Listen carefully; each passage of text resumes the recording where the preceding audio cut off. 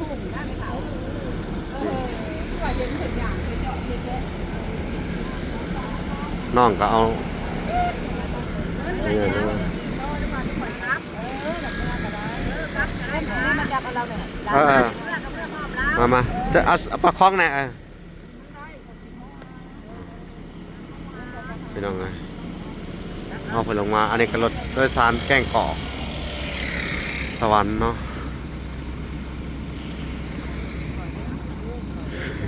เดี๋ยวดีเด้อได้เกือบ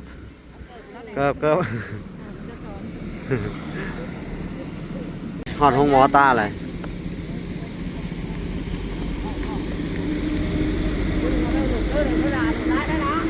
พี่น้องเลยเอาสร้างถนนพี่น้องเลยเนาะอันนะข้างในบ่สามารถถ่ายได้เนาะพี่น้องเพิ่นกาสิบ่ให้ทางเฮาเข้าไปถ่ายเนาะพี่น้องเพราะว่าพี่น้องเลยเนาะทางเวลาก็สิได้เอาเงินไปจ่ายค่าหมอก่อนในจำนวน13 ล้านกีบพี่น้องเลยเนาะโอเคเวลาจะเข้าไปจ่ายเลยเนาะพี่น้องเลย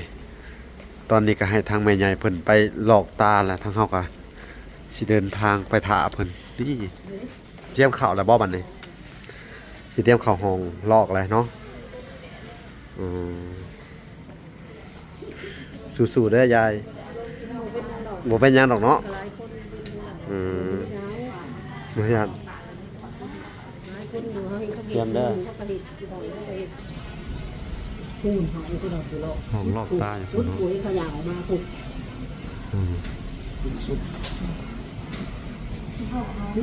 เขาห้องลอกตาแหละประคองเพิ่นไปพี่น้องเอ้ยนั่นแหละ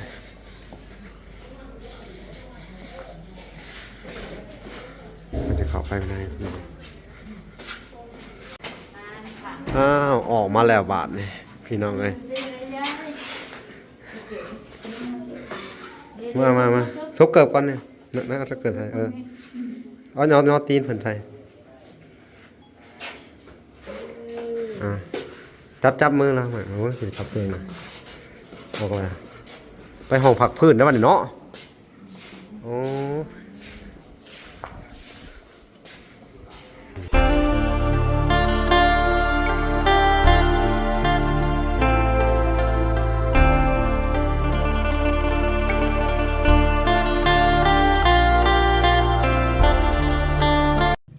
กับสบายดีพ่อแม่พี่น้องเนาะเบิดสุขุสุคนเนาะ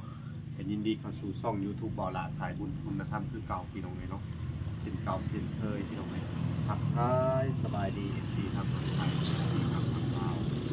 และ FC ทางต่างประเทศนำเด้อพี่น้องเลยเนาะที่รับชมบ่าวละอยู่เนาะมื้อนี้มื้อนี้ก็สิได้พาทางอัน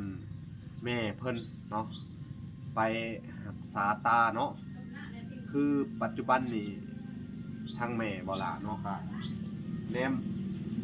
เลือดแนมบ่เห็นหุ่งมองบ่เห็นหุ่งเลยเนาะแนมบ่เห็นเลยบ่เลือดเป็นมัวๆเป็นอะไรเบิดนะลักษณะกับสบายดีพ่อแม่พี่น้องเบิดสู่คนเนาะก็ยินดีเข้าสู่ช่อง YouTube บ่ล่ะสายบุญคุณธรรมคือเก่าพี่น้องเอ้ยเส้นเก่าเส้นเคยพี่น้องเอ้ยเนาะทักทายสบายดี FC ทางฝั่งไทยและ FC ทางฝั่งลาวและ FC ทางต่างประเทศนำเด้อพี่น้องเอ้ยเนาะสบายดีพ่อแม่เนาะสบายดีทั้งเอื้อยอ้ายทั้งหลายพี่น้องเนาะพ่อแม่พี่น้องเบิดทุกคนนั่นแหละพี่น้องเนาะมื้อนี้ก็มาพบกับช่อง YouTube บ่ล่ะเนาะก็บ่ได้ไปเฮ็ดเวียกเฮ็ดงานพี่น้องเอ้ยก็มาติดตามเบิ่งทางครอบครัวเนาะคือว่าทางแม่บ่ล่ะที่ได้ไปผ่าตัดไปปัวตาไปลอกตาบ่ฮู้ว่าสิเป็นจังไดพี่น้องเอ้ยเนาะก็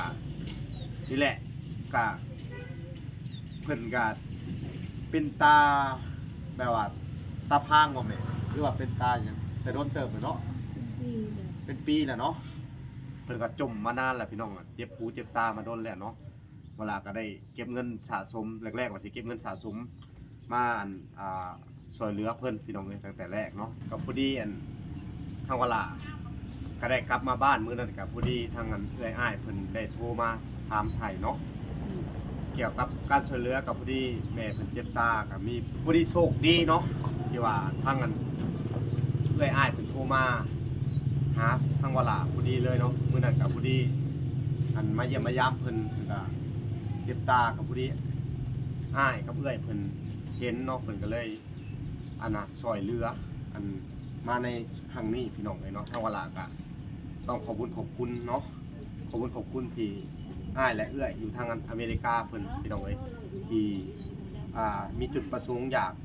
ซอยทั้งแม่วลาก็ซับซึ้งใจหลายเนาะพี่น้องเนาะก็ขอให้ทางนั้นเอื้อยอ้ายเพิ่นเนาะจงมีแต่ความสุขความเจริญเนาะพอดีทางวลาก็คิดแรกๆว่าสิเก็บเงินอีกจักอันเดือน2เดือนเนาะพี่น้องว่าสิมารักษาตาแม่เนาะกับพอดีทั้งอ้ายแล้วก็เอื้อยเพิ่นเห็นโอกาสเนาะหรือว่า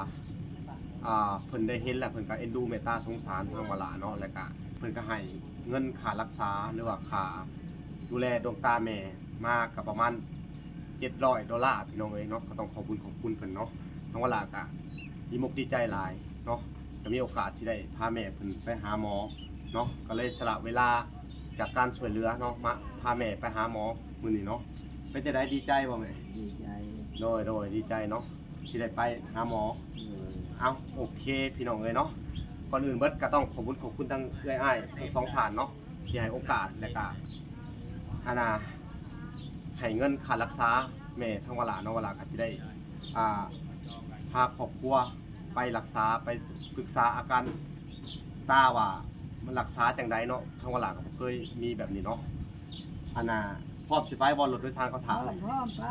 โอเคพี่น้องเอ้ยเป็นจังได๋ก็จะให้ทุกคนเป็นกำลังใจให้เด้อไปติดตามได้รับชมกันเนาะโอเค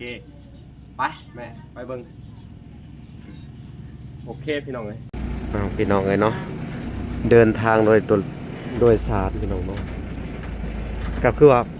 ผ้าแห้งพี่น้องเอ้ยมื้อนี้ก็เลยบ่ได้ถ่ายตอนขึ้นรถเนาะเขาก็จะมาถ่ายตอนเพิ่นขึ้นรถโดยสารเนาะพี่น้อง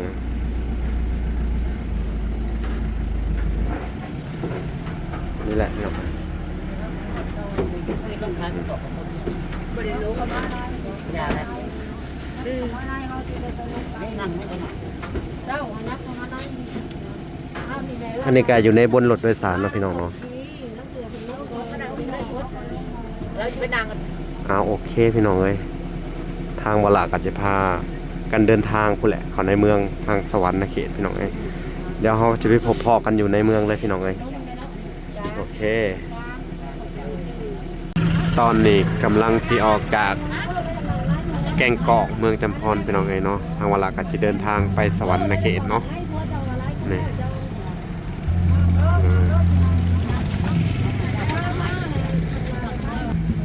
ี่เนาะพี่น้องเนาะรถโดยสารพี่น้องคุณแม่กับน้องสาวพี่น้องเอ้ย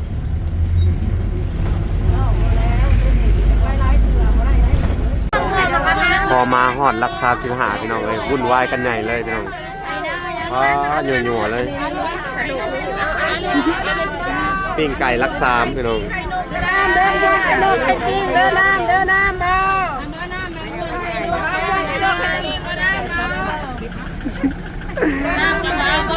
ยัวเลยพี่น้องเอ้ยอัดกันมา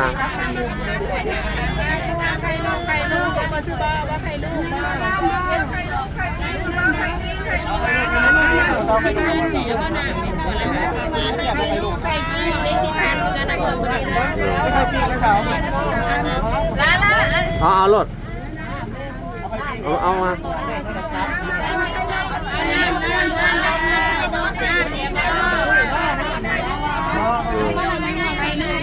ระหว่างการเดินทางไปน้องก็สิประมาณนี้เนาะนี่ก็เป็นบ่อนที่เพิ่นขายปิ้งไก่พี่น้องเลยเนาะที่บ่อนขายอาหารการกินนะพี่น้องเนาะ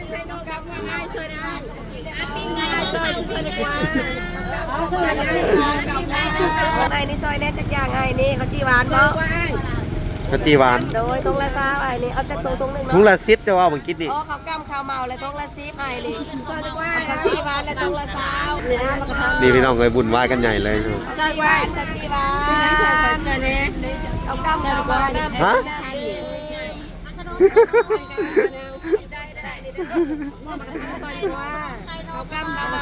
ก็เป็นซื่อๆเบิดซอยแต่ละคนนึงคือสิเบิดหลายอยู่พี่น้องเอ้ยเบิดนึง จีหวานข้าวจีหวา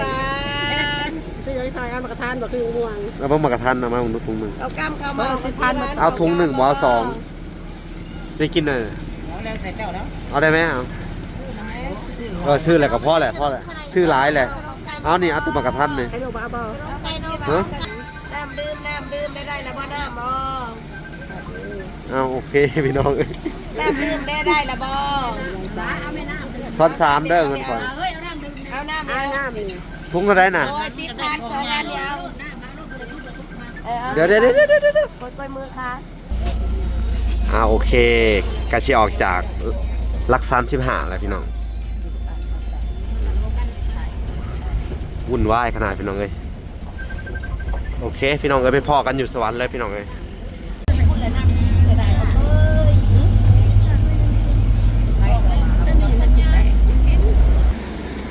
ในที่สุดกะฮอดโค้งหมอแหละพี่น้องนั่งรถโดยสารมานี่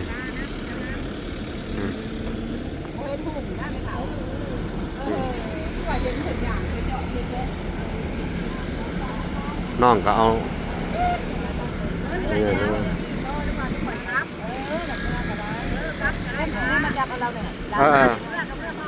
มาจะเอาปลาคล้องเนี่ยพี่น้องเลยเอาไปลงมาอันนี้ก็รถโดยสารแกล้งเกาะ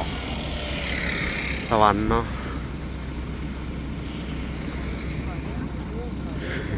เดี๋ยวดีเด้อเกิบ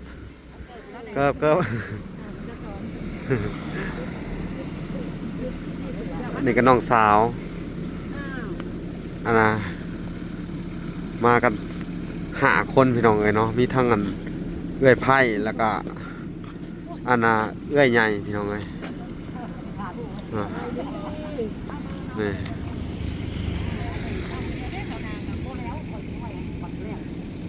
พี่น้องเอ้ยเป็นอะไรพร้อมบ่วันนี้ฮอดห้องหมอตาอะไร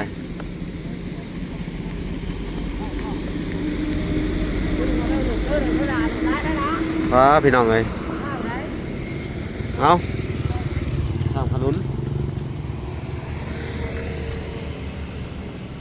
พอมาฮอดกะสิแบบนี้แหละพี่น้องเอ้ย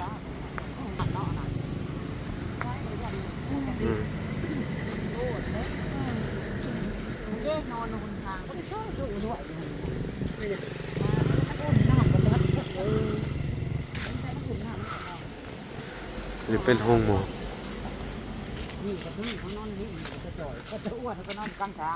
พี่น้องเอ้ยเป็นห้องการเดียวกันนี่บ่พี่เขามาในผิวจักไปถามก่อนไป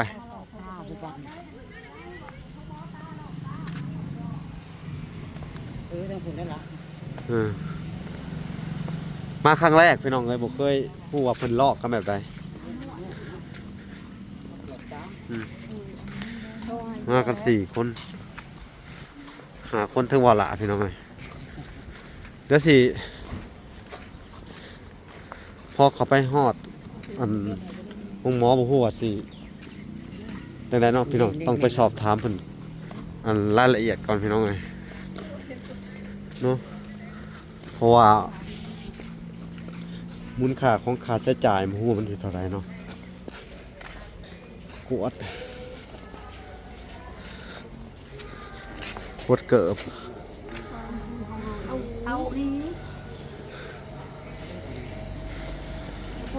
ต้องไปถามก่อนบ่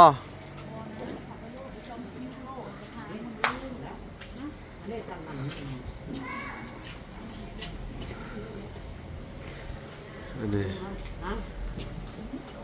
ตรวจคณะปวดเกิบไว้พี่น้องประชาชนและทหารตำรวจสาขาสาขายเพื่อรักษาสุขภาพ ตาขอความร่วมมือระเบียบให้หน่อยปัญหาให้ถูกต้องพี่น้องเอ้ยสงสัยเฮาต้องปิดโทรศัพท์ก่อนพี่น้องเอ้ยหรือว่าจังไดเนาะพี่น้องเอ้ยเนาะอันข้างในบ่สามารถถ่ายได้เนาะพี่น้องเพิ่นก็สิบ่ให้ถ่ายเนาะในการรักษาอาการหรือว่าในการตรวจตาเพิ่นก็สิบ่ให้ทางเฮาเข้าไปถ่ายเนาะต้องขอโทษขออภัยนำพี่น้องเอ้ยเนาะโอเคพี่น้องทางเวลาก็สิได้ไปสอบถามอันค่าใช้จ่ายอีกทีหนึงพี่น้องเอ้ยว่าเท่าใดเนาะค่าใช้จ่ายของแพทย์ของหมอห้องเบอร์1เพิ่นว่ามาพี่น้องอันนี้คือห้องเบอร์1ใช่เนาะนี่ห้องเบอร์1ครับพี่น้องเนาะพี่น้องเอ้ยต้องใช้รออยู่นี่แหละบ่นี่นั่งทาดอยู่นี่นี่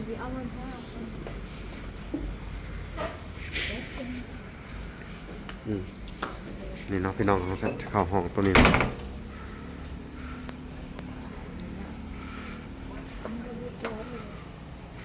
แท็กความดันเนาะพอดีอันน่ะเพิ่นก็ให้จ่ายเงินเลยเด้อกะสิประมาณอยู่อันถ้าเฮ็ดทั้งสองเบื้อง17 ล้านเพิ่นว่าถ้าเฮาใส่เลนไป2เบื้องเนาะแต่ว่าใส่เลนเบื้องหนึง8 ล้านถ้าใส่เลน8 ล้านล่ะข้างหนึงขูดอันน่ะตาเนื้อตาออกก็คือแลอัน5 ล้านก็พอดีเป็น13 ล้านเนาะแต่ที่จริงได้แต่เบื้องหนึ่งเนาะเพิ่นบ่ทันได้ให้เข้าตาเพราะว่ามันเป็นซีนมันป่งออกเนาะ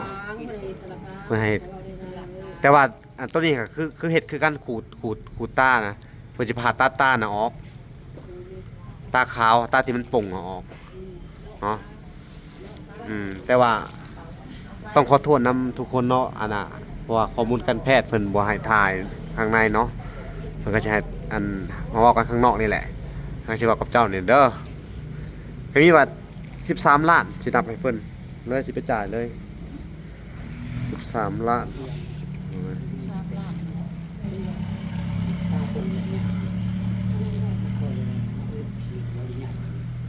พี่น้องเอ้ยเนาะเฮาก็สิจ่ายเพิ่นในราคา13 ล้านเนาะต้องขอบคุณทางอ้ายและเอื้อยอยู่ทางอเมริกานั่งนับดู13 ล้านเสียเข้าไปมอบให้เพิ่นแต่ว่าเพิ่นบ่ให้ถ่ายคลิปข้างในเนาะ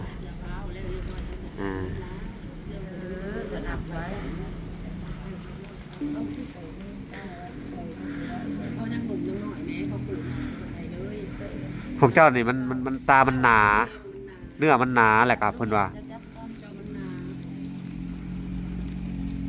ถ้าทนเจ็บได้บ่ซะทนเจ็บได้บ่แต่ต้องเจ็บไหนได้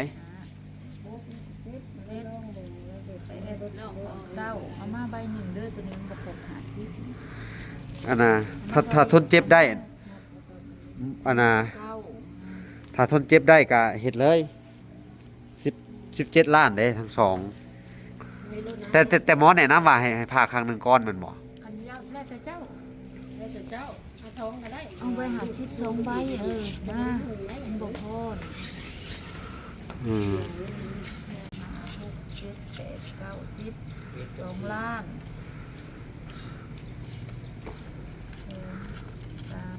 อันนี้14 ล้านบ่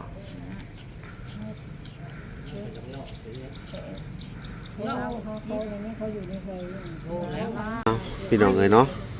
ทางเวลาก็สิได้เอาเงินไปจ่ายค่าหมอก่อนในจำนวน13 ล้านกีบพี่น้องเอ้ยเนาะโอเคเวลาจะเข้าไปจ่ายเลยเนาะน้องเอ้ยตอนนี้ก็ให้ทางแม่ใหญ่เพิ่นไปหลอกตาแหละทางเฮาก็สิเดินทางไปท่าเพิ่นนี่นั่งกันนะเนาะ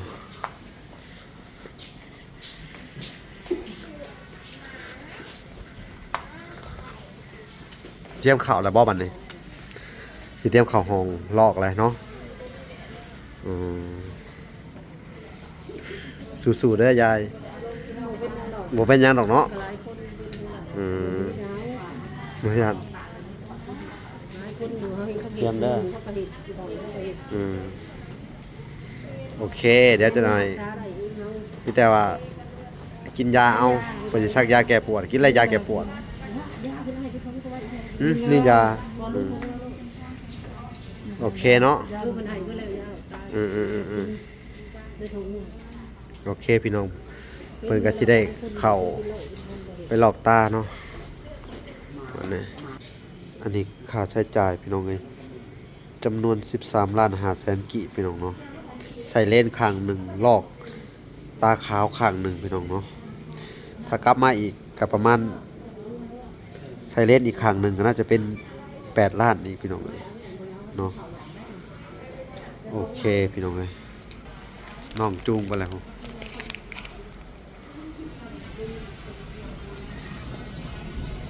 คูณหายก็ดอกสิโล ห้องลอกตาอยู่ พุ พุ่ ด นเนาะ ปุ๋ยเขาอยากออกมาพุด อืม พุด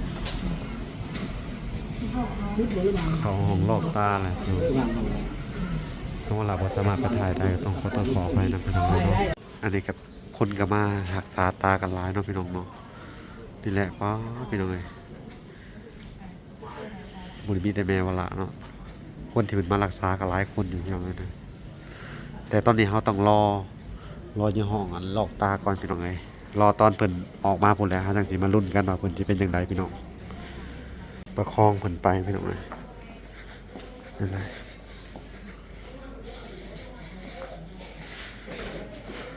มันจะเข้าไปไม่ได้พี่น้องตอนนี้รอเนาะรอทางอันแม่เพิ่นอยู่ข้างนอกพี่น้องเนาะเพราะว่าทางหมอเพิ่นบ่สามารถให้เฮาเข้าไปถ่ายวิดีโอได้ต้องขอโทษขออภัยนำเนาะทุกคนเนาะตอนนี้กะสิประมาณ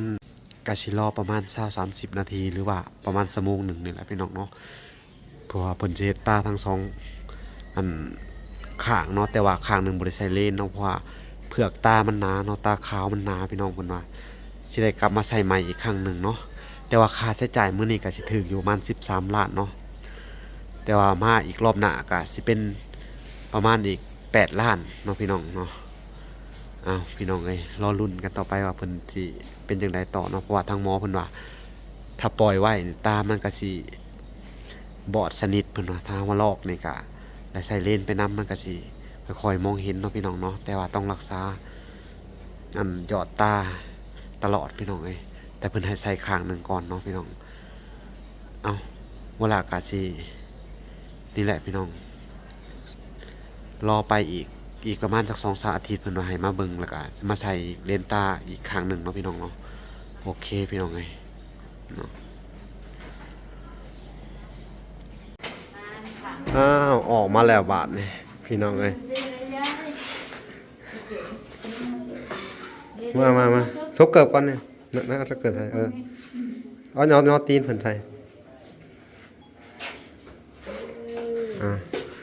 จับมือแล้วเหมือนว่าสิจับมือนะบอกว่าไปห้องพักพื้นได้ป่ะนี่เนาะโอ้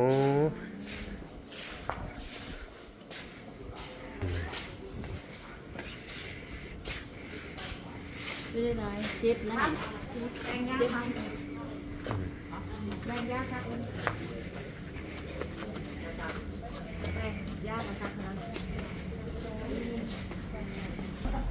ก็จะเข้าห้องพักพื้นต่อพี่น้องไอ้บันนี่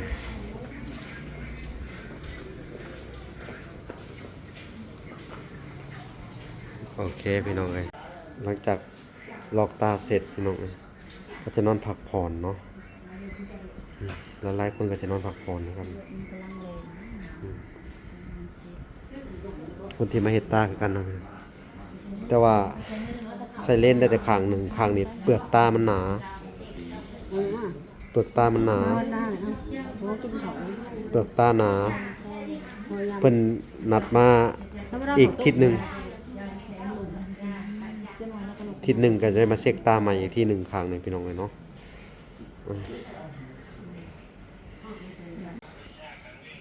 ต้องรอพักพื้นประมาณ3 ชั่วโมงนะพี่น้อง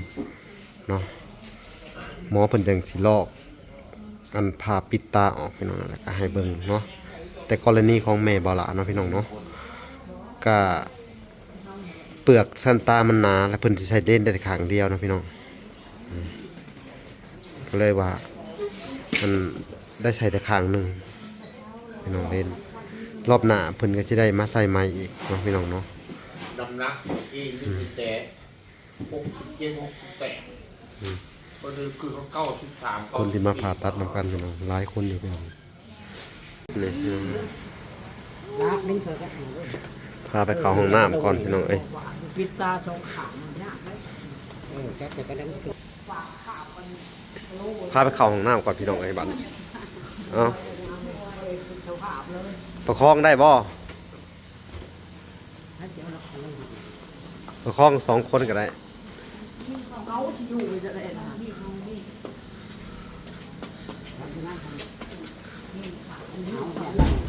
เราประคองมันดิไปประคอง